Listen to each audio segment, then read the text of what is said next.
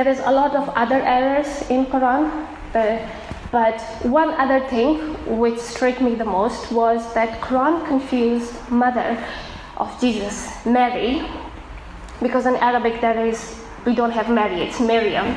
So when you read Surah Maryam, it says, "Hey Mary, sister of Aaron, your family is so pious, then why did you do such an act to be pregnant before marriage?"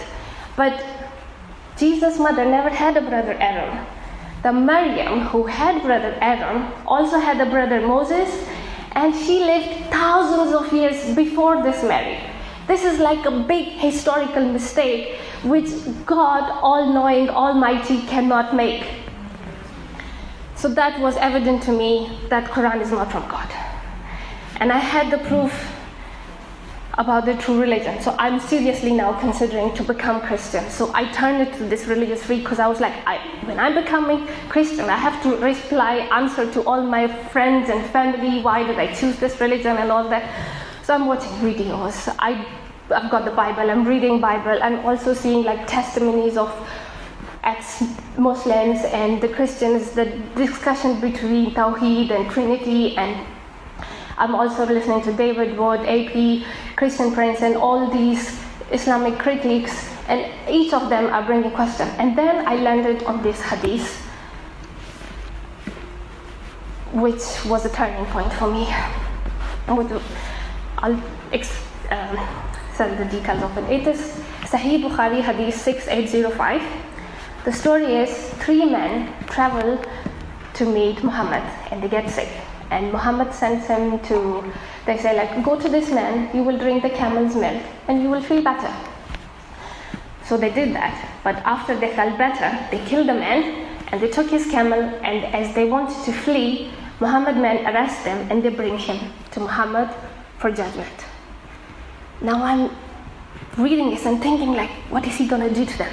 Like, they killed, so is he gonna, but there are 3 and they killed 1 person, so is he gonna put them in prison and preach them and then they will become great? Or he's gonna beat them? What is he gonna do? And what I read, he says, cut their 1 leg and 1 feet from opposite side. Put hot iron in their eyes, leave them in a hot spot until they die. I read this and I stood up from my chair, I couldn't sit anymore. I'm walking around saying, oh my God, oh my God, oh my God, oh my God. Like freaking out. And when you do that, you have like cross-body experience, you can talk to yourself. And my other self is telling me, calm down, drama queen. I mean, people have done worse things than this, it's okay. And I'm like, but not prophet. I grew up reading prophet stories. Adam, Moses, Noah. Prophets don't torture people. This is wrong. And I'm thinking, I've been a Muslim for so long and I didn't know about this hadith. And I mean, they've done horrible stuff in Battle of Khaybar, but this one was new to me. So I'm like, what if Jesus prosecuted someone? Then I'm not going to become a Christian, if that's the case. So I quickly Googled, did Jesus prosecute anyone? And I see the story of this adulterous woman come.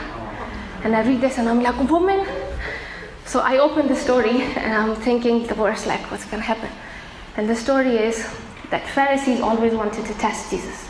So they bring this adulterous woman to Jesus and they tell him, according to law of Moses, we should stone her to death. What does your law say? And Jesus say, whoever of you have not committed any sin in their life should cast the first stone. And he himself had never committed any sin in his life. If he wanted, he could have prosecuted her.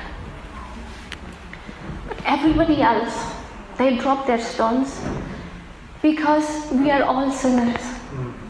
Big or small, we have committed sins. So everybody leave, and Jesus saved her life. And then he said to her, go and sin no more.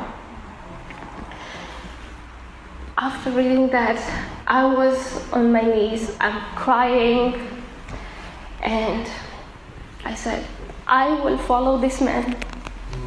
I will follow everything he says. And I commit my heart and soul because he's good. And then I sent emails to all the churches being baptized. And my friend Robert told me about this church, and I sent email, and then Caroline replied to my email. I came here, and I've been coming ever since. And today I'm here.